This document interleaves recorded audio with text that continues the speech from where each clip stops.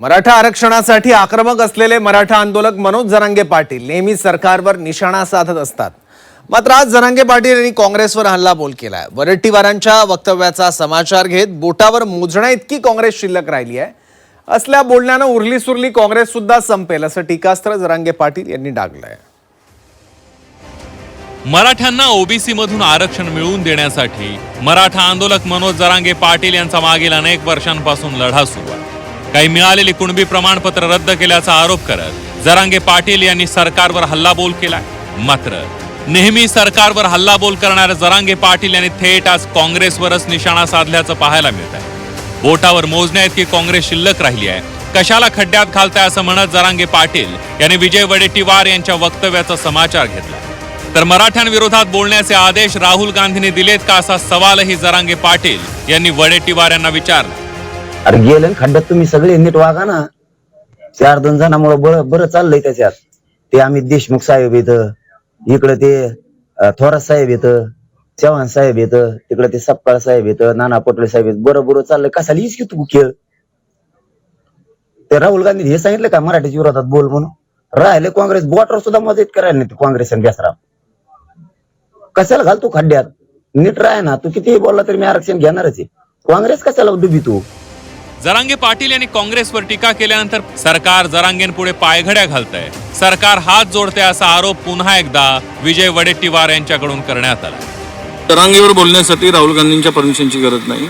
जो जरांगे ओबीसी नेत्यांना वारंवार टार्गेट करतो आणि ते जे चाललंय बोगस प्रमाणपत्र 1 लाख, ते केवळ मंत्र्यांच्यावर जो टीका करत असताना तो जी जात पडताळणी समिती आहे त्याच्यावर दबाव यावा आणि त्यांनी उलटं सिधं करावं, त्यांना कशी ज्युडिशरी पॉवर आहेत, यासाठी हे जरांगेचं काम आहे। हे जरांगे अशा पद्धतीनं बोलत आहे। आणि जे कायद्यात बसत असेल त्यांना द्यायला आम्हाला काहीच अडचण नाही। कायद्याच्या बाहेर जाऊन या सगळ्यावर सरकारवर दबाव आणून आणि धमकावून हे खरं म्हणजे नाकर्ते सरकार आहे। हे सरकारमध्ये दम नाही आहे, म्हणून सरकारला तो घाबरवतो आहे। जरांगे पाटील आणि विजय वडेट्टीवार यांच्यातील या आरोप प्रत्यारोपाला सुरुवात कुठून झाली तर ती सोलापुरातील जरांगे पाटील यांच्या वक्तव्यानंतर। सोलापुरातल्या जाहीर सभेत बोलताना जरांगे पाटील यांनी तलवारीची भाषा केली। मराठ्यांच्या हातात तलवारी आहेत असं विधान जरांगे पाटील यांनी केलं। यावर वडेट्टीवारांनी टीका केली। राज्यातील कायदा सुव्यवस्था सांभाळायचं काम सरकारचं आहे, कोणत्या गोष्टीसाठी किती झुकावं हे सरकारनं ठरवावं असा टोला विजय वडेट्टीवार यांनी लगावला। सगळ्याच्या कण गिरायची ताकद एकट्या मराठ्याच्या सगळ्याचा कण गिरू शकतो। ते म्हणजे कोणत्या हातात घेऊ? कोणत्या हातात घेणार? मराठ्याच्या हातात चालणारे अशा केले गाडी सुद्धा बसून जाणार नाही। धुरू लागला सारखं लागल इतकं टोकाचं पाऊल उचलायची बावनकुळ्याला काहीच गरज नव्हती। कोयता हातात घेईल तर ते पोलीस बघतील, कोण कोयता घेईल, कोण तलवार घेईल, कोण बंदूक घेईल, त्यावर मला बोलायची गरज नाही। या राज्यातील कायदा सुव्यवस्था सांभाळण्याचं काम सरकारचं आहे।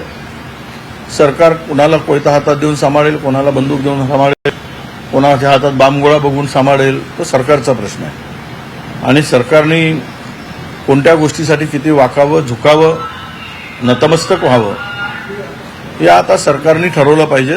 देवेंद्र फडणवीसचं सरकार आहे। मराठ्यांना ओबीसीमधून आरक्षण मिळवून देण्यासाठी जरांगे पाटील हे नेहमीच आक्रमक भूमिका घेत असतात। आता काही मिळालेले कुणबी दाखले रद्द केल्याचा आरोप करत जरांगे पाटील यांनी आंदोलन करण्याचा इशारा दिला होता आणि त्यानंतर सरकारने जरांगे पाटील यांच्याशी चर्चेच्या हालचाली सुरू केल्या।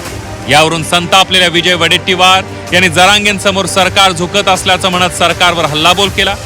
वडेट्टीवार यांच्या वक्तव्यानंतर जरांगे पाटील यांनी थेट काँग्रेसवर निशाणा साधत पहिल्यांदाच काँग्रेसला लक्ष्य केल्याचं पाहायला मिळालं। ब्युरो रिपोर्ट, झी 24 तास।